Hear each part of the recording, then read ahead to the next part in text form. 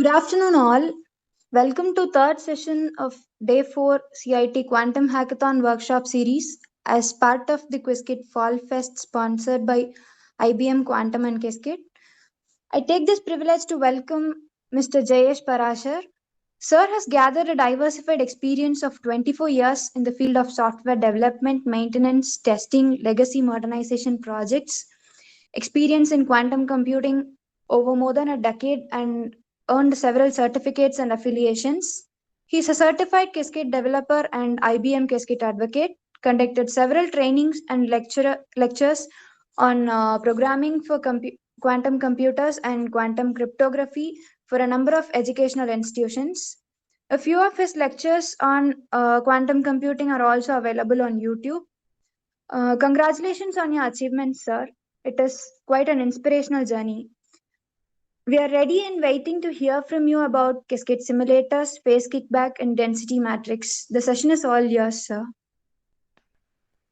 Okay, thank you. Thank you for the nice introduction again. And since we have just 1 hour, so I would like to keep time for some question answers and also for the hands-on session. So I'll just go ahead. So we are going to discuss like three things today, mainly the simulators which are available in Qiskit. There is a very interesting mechanism that we are going to talk about. It is the phase kickback mechanism. It is being used in most of the quantum algorithms. And I'm also going to talk about the density matrix representation of the quantum information. Uh, so I'll not go through the agenda here, but we'll see it when it will come. So basically, we'll first talk about the IBM Qiskit itself. So Qiskit is an open source software development kit founded in March 2017, and basically it is a software stack provided to people so they can connect with quantum computing devices or the simulators and get used to of doing the programming for quantum computers. So it's been almost 5 plus years the time when Qiskit was launched, and there have been a lot of changes made that we will know about in coming slides. So Qiskit can be, package can be installed on Ubuntu, macOS, Windows 7 or later. Uh, I remember earlier everything was under the same one Qiskit, package, but nowadays you will have to install like different application modules separately. So we will talk about that. So basically, once you install Qiskit, you are ready to, build your programs, quantum programs. So we build our quantum programs in a gate model in form of quantum circuits. So we create different circuits. Circuits are composed of different gates. What we call the quantum gates. Those are like reversible unitary gates. Once a program is created in form of circuit, Qiskit allows us to compile and sometimes transpile to fit with the given device or simulator, and then run that program. And finally, it allows us to share our uh, output in a different form, to study, to visualize it in a different form. Like uh, there are some visual interpretation, there are tools, because looking at quantum information is not easy, especially when you deal with more than 3 dimensions. So there are different creative ways like Q sphere, plot block sphere, and looking at histograms. So all those tools are available in Qiskit, and those are very user friendly. So basically, Qiskit was initially formed of the four elements, what they call the elements, like earth, air, water, and fire. There's been a lot of changes, especially like the Ignis and Aqua are now replaced with like new framework. But here is an old picture, and this was only changed last year in the spring. So Tera gives you the most foundational, circuit execution, circuit creation, It also gives support for like pulse level programming, where the air gives you like control over different simulators. Those can mimic like the real devices, or devices with errors, the devices that we have right now. And what I meant by real devices are the devices which are like error free. And then, as I mentioned, the Ignis and Aqua have been replaced. So we'll take a look at this new diagram. I'll also have put some links in the last few pages where you can get all this information from. So now Echo has been replaced with new independent Qiskit application modules. So those are named as mainly Qiskit Nature, Qiskit Finance, Qiskit Optimization, and Qiskit Machine Learning. Those give you more control over the domain. So if someone would like to just work on quantum chemistry or quantum physics application, they are interested in like the simulation, chemistry simulation, then they can actually look into the Qiskit Nature package. They will get lot of modules pre-built, so they don't have to reinvent the wheel again and again. So this is where it helps us. Then the Qiskit Ignis was replaced with the Qiskit experiments. It is more of towards like how do we have better control, how we control errors, and how do we have a better control on the hardware. And once again, the Qiskit Terra and Air are still being used, but they have become more powerful with a lot of software and hardware upgrades. Then basically Qiskit is a SDK, so it connects well with superconducting architecture. I'm talking about now hardware, so how it connects with hardware. So it works well with like IBM superconducting hardware, as well as like ion trap hardware. So we know like AQT and IonQ, those are two player in the ion trap quantum computing. So Qiskit does connect with them also, and it is in process of connecting with other hardwares also. So, as a per our topic, we will focus on Qiskit simulators. So, Qiskit Air framework, have uh, the Qiskit simulators defined. We are going to look at three types of simulators: the Qasm simulator, state vector simulator, and the unitary simulator. So, the Qasm simulator has like many methods. What do we mean by simulator? First, so simulator is we are trying to simulate the quantum processing unit using the classical hardware. So we are using a lot of C++, like highly efficient code, and we are trying to come up with a mock quantum hardware. So there are many methods, many papers available, and like a lot of documentation available. How could we achieve that? So one of the method is state vector simulation, stabilizer simulation. You probably have heard about the Clifford gates and Clifford simulators. And then there's a matrix product state. So this four type of methods are being used. We can use any of this method when we would like to use the Cosm simulator. uh, this Cosm simulator basically mimics again the quantum computer, so it is not like the state vector or unitary simulator, but I'll cover that later. So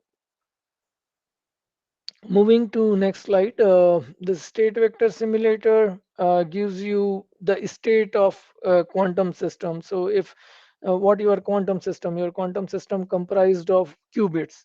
So if you have multiple qubits, like what is the state of all those qubit, what information, quantum information that qubit represent at a given time. So we can put this, we can take a snapshot of this quantum information at a given point at the end of the circuit, at the beginning of the circuit, or somewhere in between, and that is only possible in simulator. So this information that we get from state vector simulator, it comes in form of a kate. So you probably now understand that kate is a column vector. So it is a it represents the coefficients associated with different eigenstates uh, of a quantum system. So state vector simulator give you a ket vector. It cannot be run on a real quantum device, because with the real quantum device, if you take a measurement, if you try to know what it is going to collapse in either one of the possible states.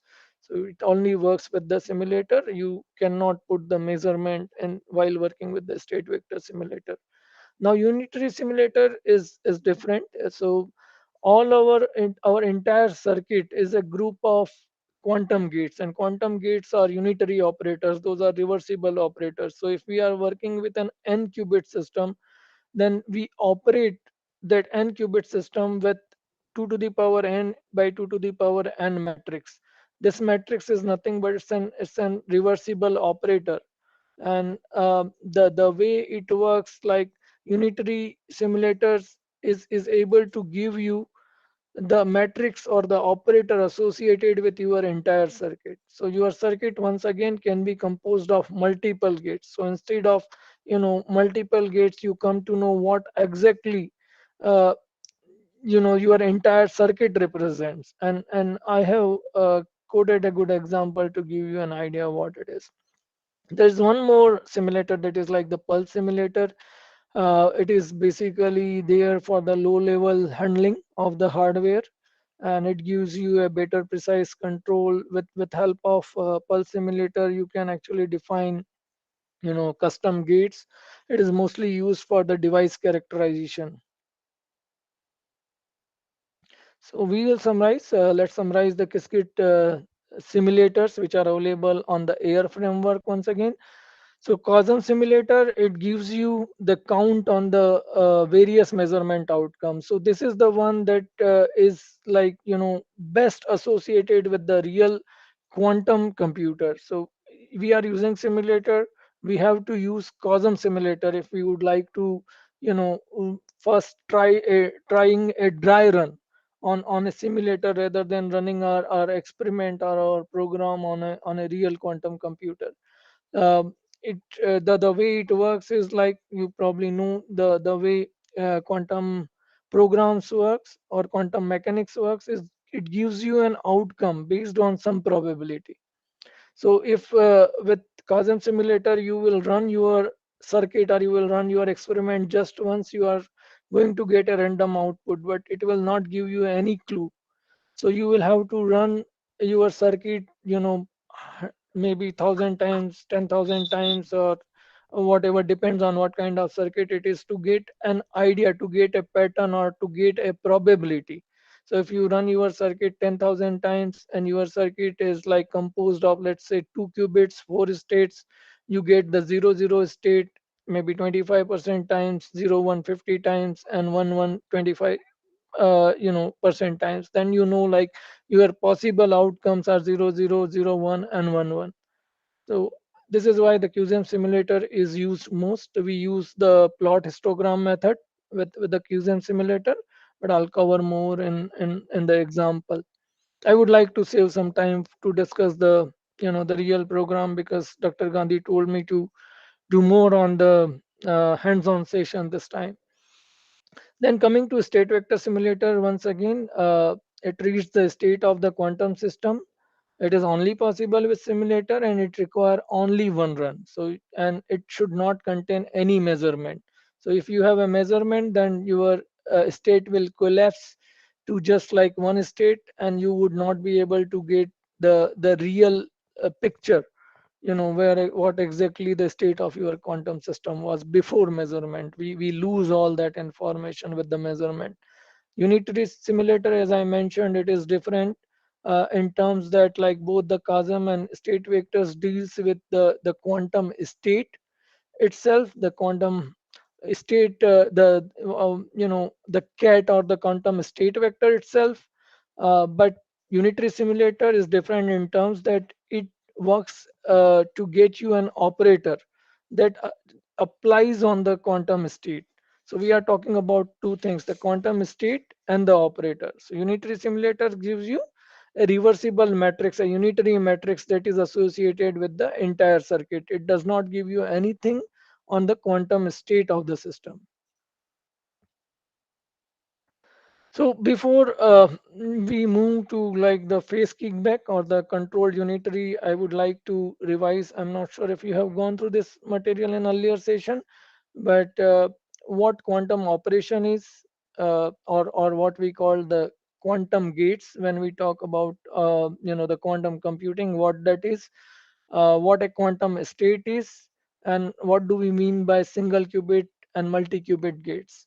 So quantum operations has to be reversible. Like those, if we talk in terms of mathematics, those are represented with a unitary matrix. So unitary matrix have some like unique properties so that you can study in Qiskit.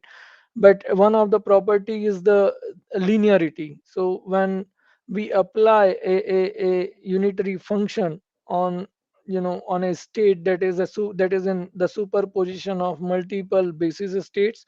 So this is a state that is in superposition of 0 0 0 1 1 0 and 1 1 state.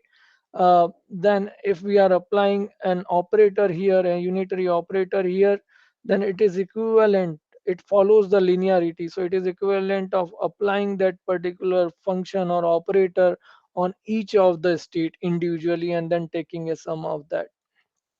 So unitary matrix or operators interchangeably or gates, you remember all this. Like when I'm saying unitary matrices, operators, gates, I'm talking about the same thing. So we can apply that to a state. Now, when we are talking about the state is represented in the gate format. There is a single bar and there is like greater than sign. But what it represent is a column matrix. So it is a simple vector or the column matrix. You apply it with the matrix, you get another column matrix. So this is how it works. So this is a new state of the system. When you operate that initial state of the system, that is here, with an operator u, and again u is a unitary matrix. Now coming to single qubit gates, you probably have gone through the block sphere representation.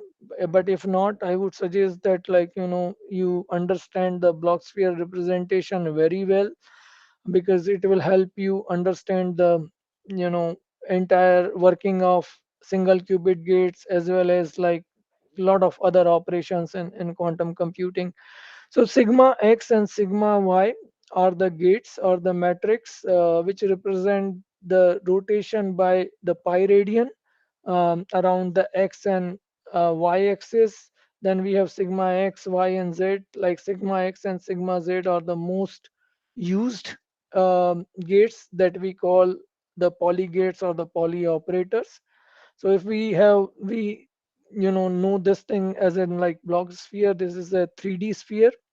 So we have states marked marked as here on the computational basis. You have 0 and 1 state on x axis is coming like from top to bottom on my screen. So this is like the plus and minus state, and the y axis has like plus I and the minus I states. So when I'm saying like I'm applying an x gate or a poly x gate, what I am doing, I am rotating uh, a state vector around the x by pi radian. So here is an example like how does it work. So um, we the computational basis are the basis associated with the z-axis. So we have orthonormal state represented as opposite state, the 0 and 1 on the z-axis. We have some arbitrary, a state. We have a qubit and some arbitrary state. So C0 is the coefficient associated with the 0 state. C1 is the coefficient associated with 1. When I operate it with an x operator, I know my operator is nothing but a matrix. So I replaced x with a matrix. Now if you will do the calculation, you see 0 multiplied by c0 is 0, and then 1 multiplied by c1 is 1. So here you see that your ket or the psi has transformed from c0 c1 to c1 c0. So the coefficients associated with state 0 and 1 are now exchanged. How do we represent it in a circuit way? So this is how we represent it in a circuit way. So this is the circuit, psi x and psi dash. So please let me know if my pace is fine, or I need to slow down or do something. Okay, hopefully it is okay then. So coming to more important single qubit gates, and I'm going through these gates again, doing a quick revision because it is important to understand the phase kickback or the controlled unitary operation. So let's take a look. So, and single qubit gates also includes the rotation by an arbitrary angle theta around x, y, and z axis. In fact, it is any single qubit gate you can express it as an arbitrary rotation around an arbitrary axis. That's all it is. So you don't have to choose x, y, or z axis. You can choose any arbitrary axis. You can rotate your state around that axis by an arbitrary angle theta, and then you can calculate an operator associated with that. You can build your own custom operator, do play with that, and do try that in Qiskit, and also try it on paper. So here I have mentioned about the rotation around the x, y, and z axis. The rotation uh, is like done with an angle theta, and this is how we get this using this formulas here, Euler's formulas here. We have got this like metrics associated with this gates. Another important gate is the Hadamard gate, and Hadamard gate is a rotation. As I mentioned, any single qubit gate can be expressed as a rotation. So Hadamard gate is a rotation around the x and z axis, is a rotation by uh, pi radian or 180 degree. So here is the matrix associated with it. Try to calculate that. Try to calculate this particular arbitrary axis, that is like not arbitrary here. This is x plus z divided by root 2. So and then do a rotation by 180 degree. Use this formula here. It will not be exactly like that, but instead of rx, like you can get rn cap theta, where n cap is the your this particular arbitrary axis, and then you can do some calculation with cos and sine. Now we have seen like the single qubit gates. Now we'll look at the multi-qubit operations. This is where like we would learn about the controlled unitary operations. So you probably have heard about or studied about the C naught and C swap. So C naught gate is also expressed as like CX gate, where X or naught represent a rotation by pi degree around the X axis, but that rotation will happen on the target qubit. So in control, I mean, multi-qubit operation, CX or C naught, we have a control qubit and we have a target qubit. So control qubit controls the operation that will happen on target. It will control whether an operation or unitary will applied on target or not. So think about this once again. um, Controlled unitary, like a control knot. Here we control the operation on target. But when we will talk about the phase kickback, it will be quite different situation. We would still be doing a controlled unitary, but instead of target changing or the unitary is applied to target, uh, our control qubit itself is going to change. So that is something I wanted to wanted you to remember actually. So here, this is a nice representation of control NOT gate. I have written here 2, 1 and subscript. What it means is the second qubit is control and first is the target. So you can have first target, second control, whatever the way you want. And you can simply, see how mathematically it is equivalent to. Please give me a moment. I'll have to switch off the fan. Otherwise, it is going to cause disturbance.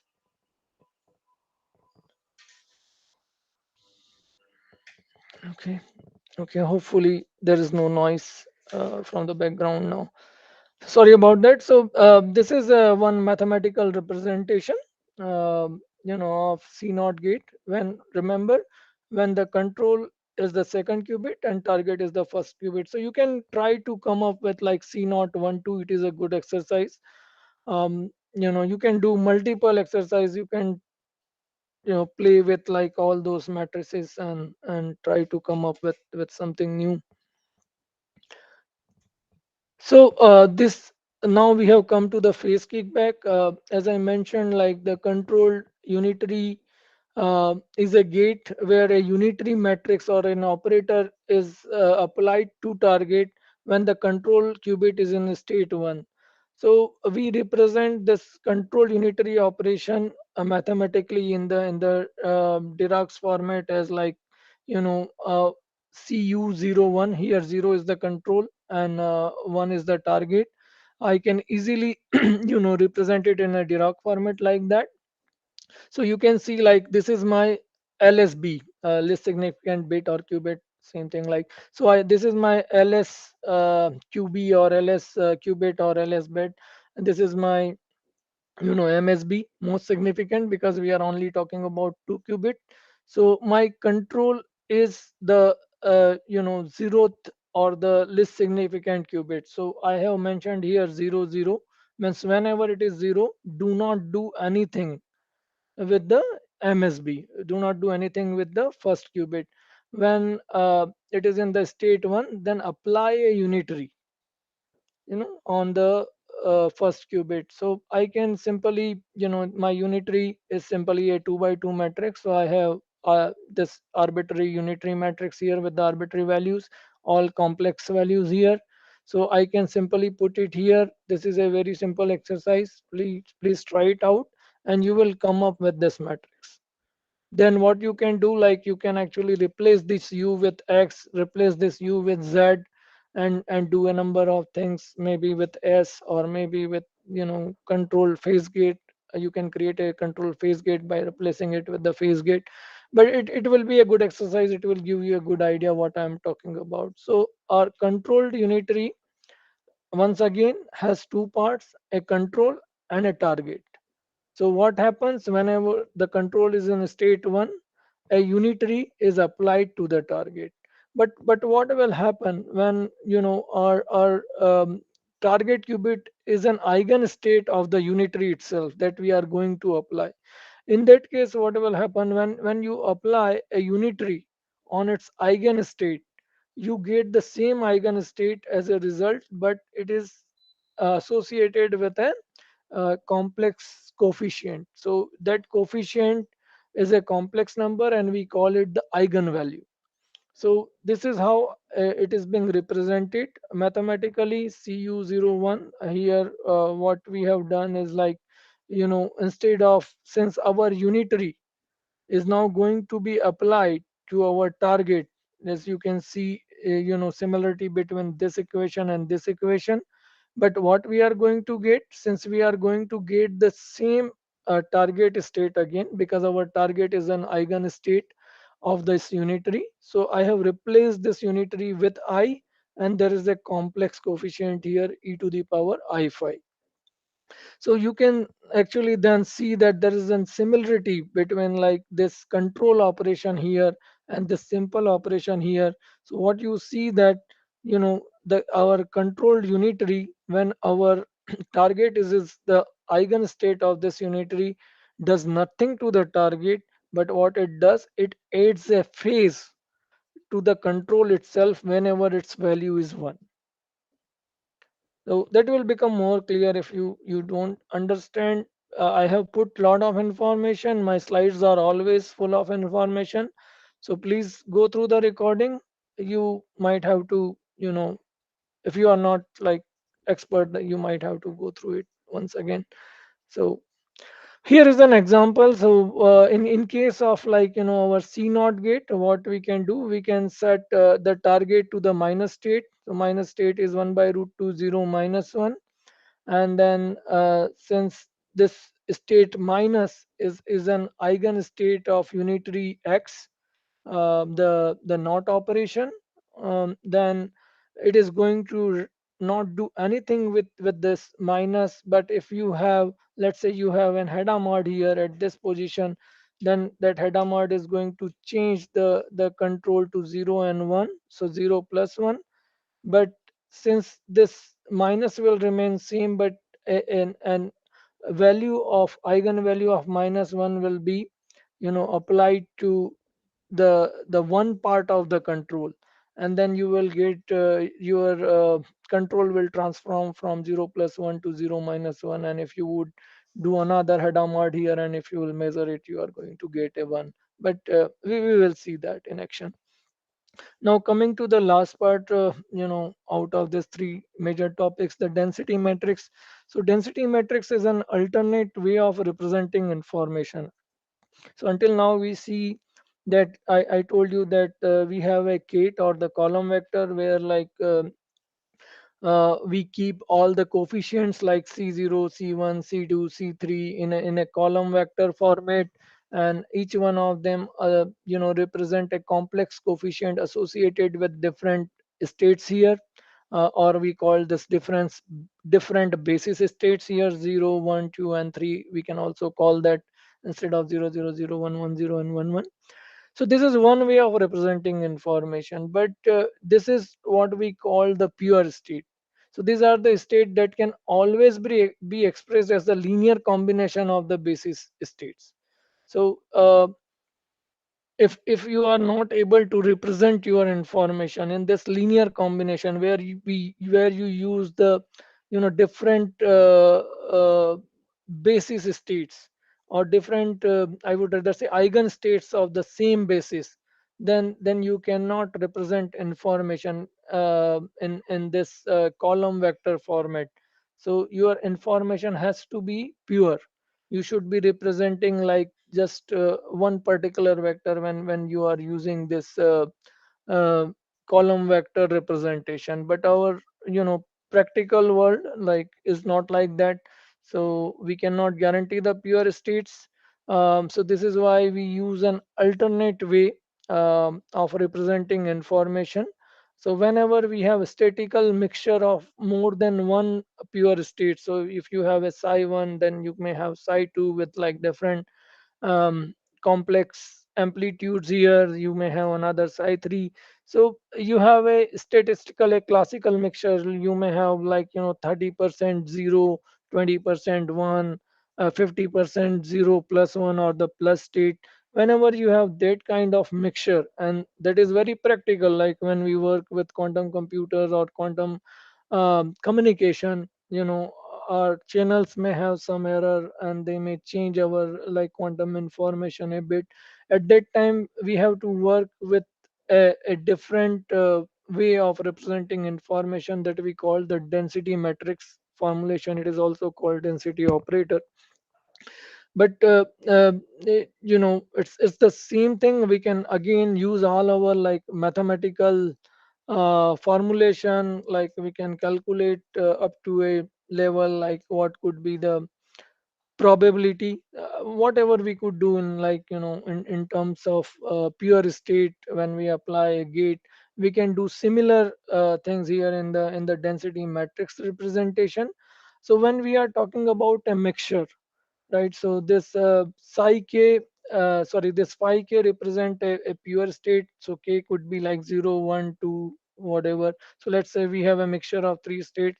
So phi 0 plus phi 1 plus phi 2, all associated with their classical probability. So as I mentioned earlier, let's say we have 20, 0, 31, and like 50, 0 plus 1, or the plus states. So we can actually say like it is 2 by 10, psi 0, psi 0, sorry, again not psi, but the phi 0, phi 0, this is the outer product, then plus 3 by 10 and 5 by 10, followed by phi 1 and phi 2. Once again, a pure state can be represented as the column matrix and as well as the density matrix. However, a mixed state can only be represented as a density matrix or the density operator. So for pure state, as I mentioned earlier, we can actually represent the density operators as an outer product. You can try this in the Python also. You can use np dot outer, and then you will come up with a matrix and you can also use the Qiskit density operator method, and you can compare both. It is going to give you the same result for a pure state. A closed The evolution of the closed system, when we put that in the Schrodinger equation, this is how a um closed system will evolve. And we have used not the psi here but the rho, that is the density operator. It is not difficult to figure it out or try it out by hand. Then another important thing is the time evolution of the density operator. It is provable. It is not difficult to prove. So basically, rho represent here, the rho t represent here the density matrix of a system at a time t. Rho zero is the initial density matrix, and you get rho t by applying the unitary operator u on the left hand side and u dagger on the right hand side. So it will give you a good idea. So basically, in order to construct the density operators, for all the pure states, we need to weight it by the probability of finding that particular state in that ensemble or in that mixture. Then we sum all these individual steps, so we weight it. What it means, let me just go back to the. So we weight it means like we use this probability, and then we use the density matrix associated with that particular state. We sum all the individual steps, and then we come up with the proper density operator for that entire ensemble. There are few, I think I'm missing that slide, but there are few other properties of the density operators. So it, or the density matrix, it has to be Hermitian. The trace of a density operator has to be one, because we add nothing but we add all the probabilities, and the sum of all the probabilities should be definitely one. And it should be a positive semi-definite matrix. It means that all the eigenvalues should be greater than or equal to zero. So this is now we are moving towards the hands-on session. This is how a simple program is written in the Qiskit. Those who are new to Qiskit can remember this or write it down. First thing that we do always is we import packages. Then we initialize variables, like you define your quantum register, classical register, quantum circuit, you name it. You define some variables, or maybe something else. You might wanna start with some random state vector. So this is where you define like initialize variables. Then you create a quantum circuit. How do you create? You add different gates: single qubit, multi-qubit gates, cross-talking gates, control unitary, control not, and so on. And then finally, once you add the gate, you would like to see your circuit. So this is what we call the visualizing the circuit. So we use the quantum circuit dot draw method, and in Qiskit, it gives you a good idea of the circuit.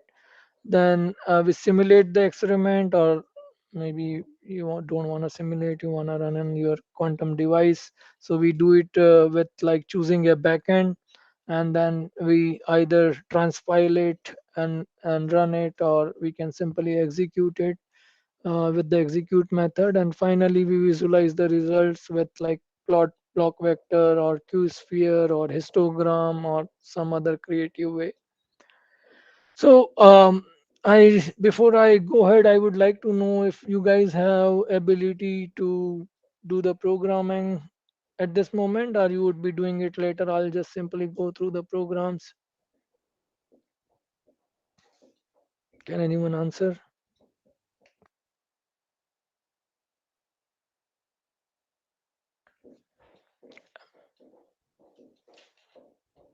Okay, I did not hear, so maybe you are on mute, but I'll just go ahead with this example.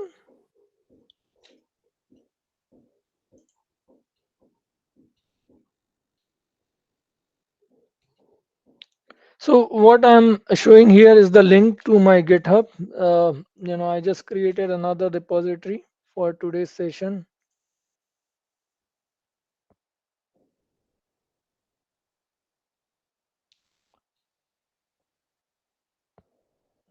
So this is the repository. It says like CIT. No, it's just simply says the lecture.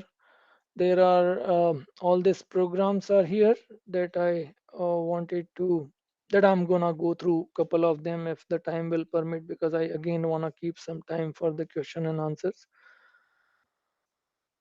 So we can just simply check the QSEM simulator one and also take a look at the state vector one. Is my screen visible? Maybe not. So let me just like switch to my local Qiskit setup. Here is the program. So as I mentioned, the very first thing that we do, we are going to take a look at the Qiskit simulator example. So very first thing that we do is like we import the Qiskit libraries. Remember always.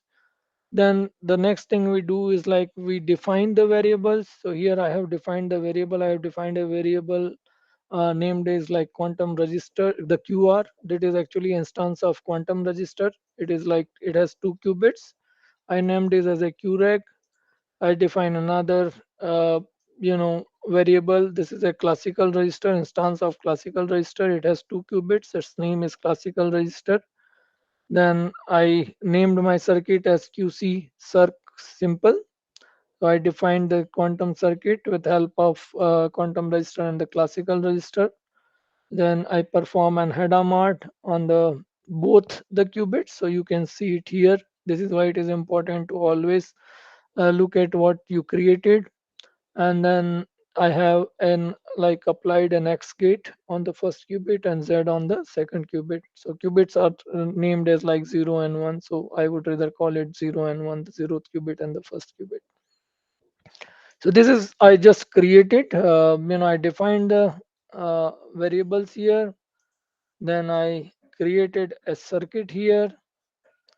I drew my circuit here. So I'll just gonna run this cell, and then I'm going to perform a measurement. This is sorry again. I'm just like putting an instruction. I'm not measuring now. So this is still the part of circuit. So I put a measurement here. As you can see, I'm measuring 0th qubit and 0th classical bit and the first qubit in first classical bit. And then from here I'm start going to prepare for running it. So I chose a backend. My backend is QSEM simulator because I would like to do it like a real quantum computer. So I did not choose the state vector simulator or the unitary simulator. I would like to run it for maybe 10,000 times the same circuit, because when I'll measure it for one time, I'm just simply going to get a random output. Then I'm going to use the execute command. I have given my circuit here, my backend here. My backend is backend, and my number of shots I would like to run it is 10,000. Then I'm going to store the results in terms of counts. So you can also see the memory. There's also an option to see the memory that will give you what are the counts associated with each. And then I would like to print the counts, and then I would like to plot it.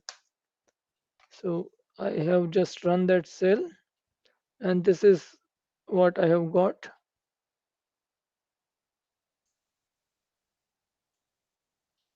So as you can see, like I got the counts as well as I got the histogram, and it is telling me that this quantum circuit is going to give 0 0 0 1 1 0 or 1 1 with equal probabilities.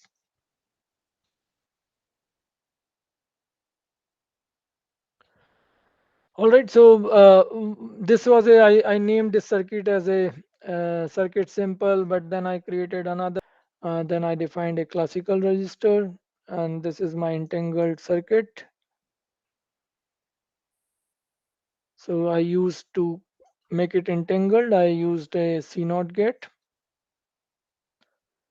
and then again I use the draw circuit method to draw it, and then I can, I don't know where it go. Okay, it's probably coming. So okay, all right. It seems like I missed one of the step.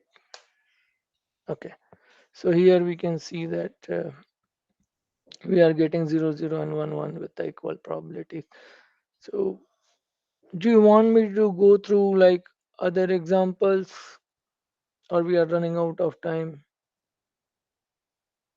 Let me know.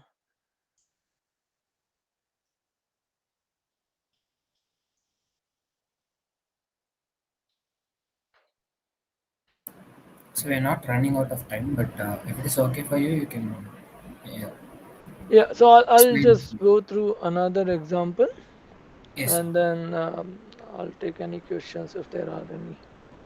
Sure, sir. Okay, so I wanted to discuss like the phase kickback one. This is really good to understand.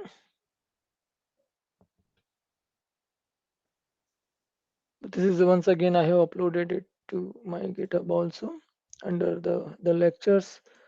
So as usual, we have imported the libraries here, important libraries. So sorry to interrupt. Sure, Uh, can we increase the font size of the of cell? course, of course. Yeah, yeah, it is Oh, fine. okay, thank you very much.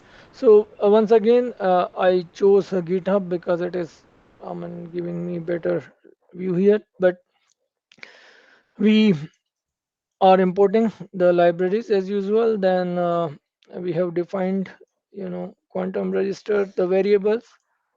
I have defined a circuit name QC kickback.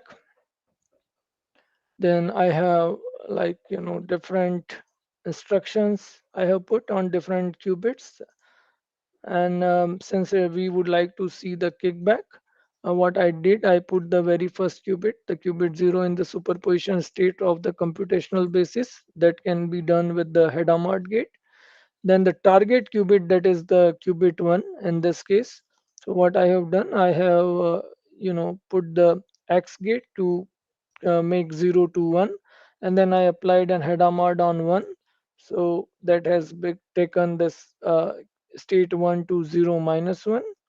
So now I have a minus state. 0 minus 1 divided by root 2 is a minus state. That state is an basically, if I use my unitary as x, the minus state is an eigenstate of x.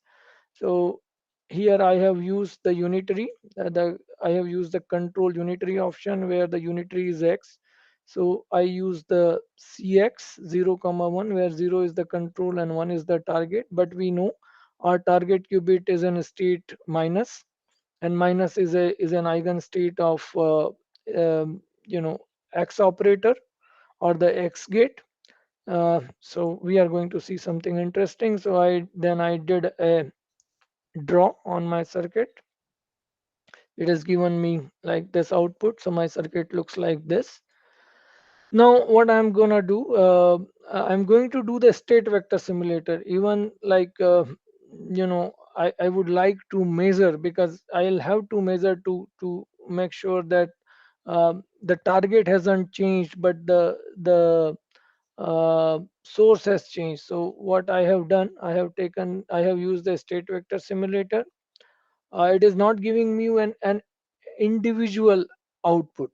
So it is not telling me what the zeroth qubit is or what the first qubit is, because that is what I am like to know. I am interested to know whether my uh, control has changed or whether my target has changed. It is just giving me 0, 0, the coefficient associated with the state 0, 0, 0, 1, 1, 0 and 1, 1.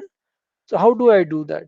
I also plot that, but in plotting I can see like, okay, my zeroth qubit was, initially I made it plus state. So plus state is here, but and my target was initially, it was in a minus state. So my target hasn't changed. by looking at the plot block multivector, I can see that my control has changed, but the target has not changed. But how will I, get that in this format?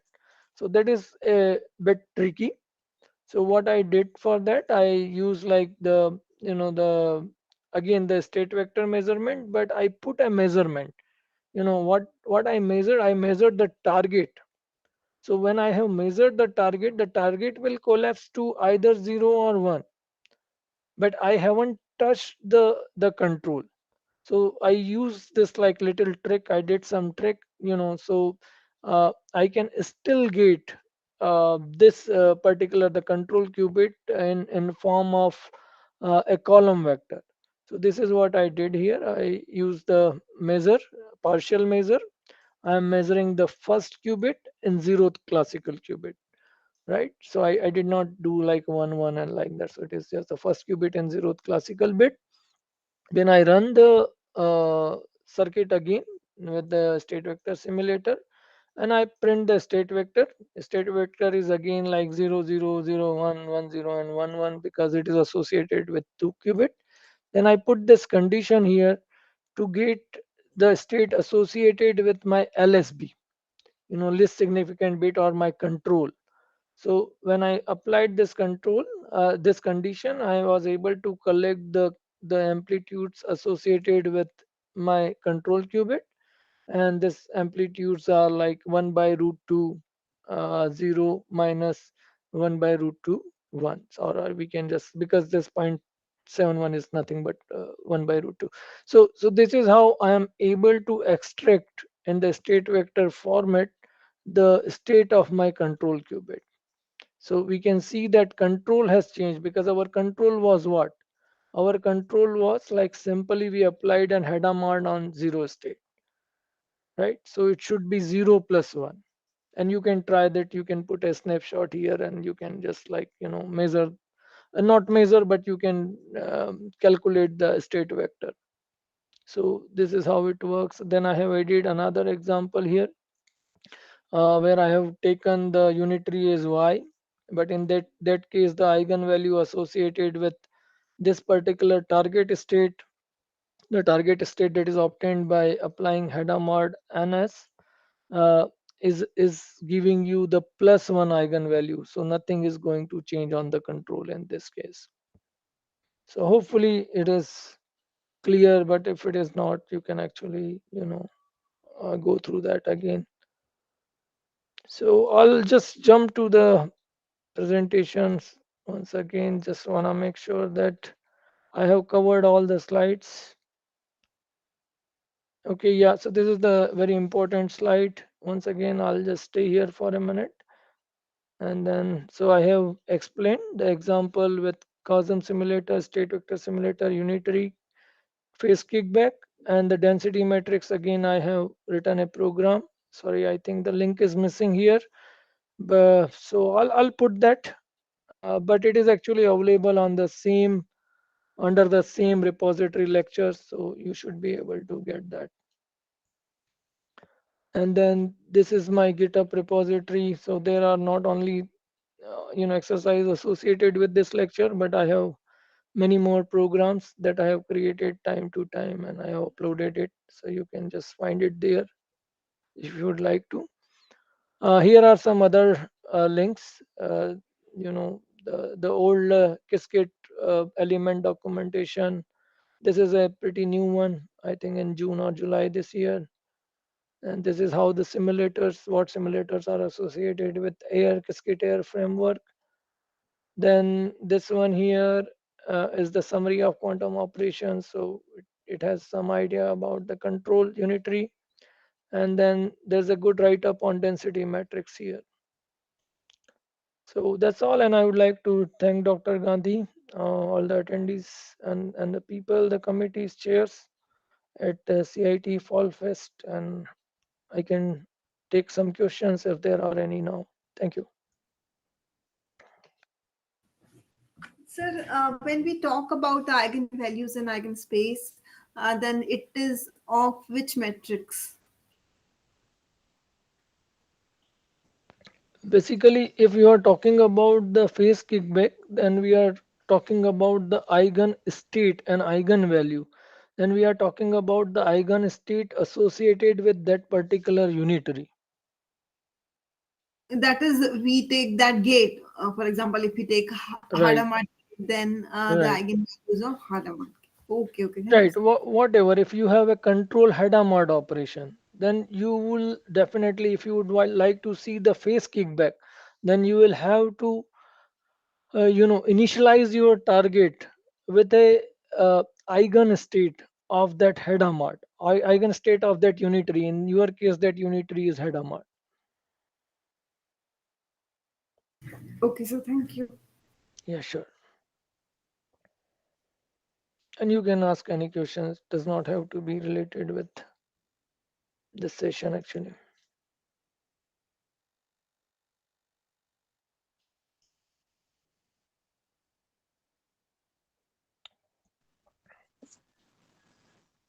So I'll just stop presenting now.